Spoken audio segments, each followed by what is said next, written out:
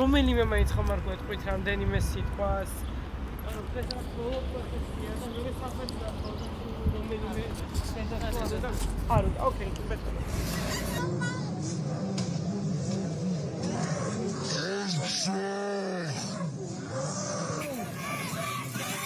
ჩვენ ნახეთ ის რომ ქალბატონი თამარი რეალურად ფორმალურად გავიდა რომ მე შესაძლებლობა ქონოდა თავისი წინა დღეებში თუ სხვების დაწერილი გადაწყვეტილება წაეკითხა ეს ერთი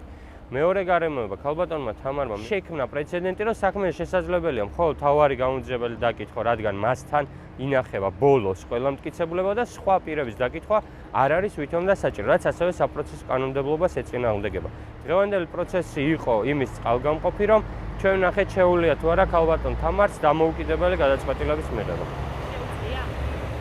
ჩვენ ყველა ვნახეთ რომ არ შეუძლია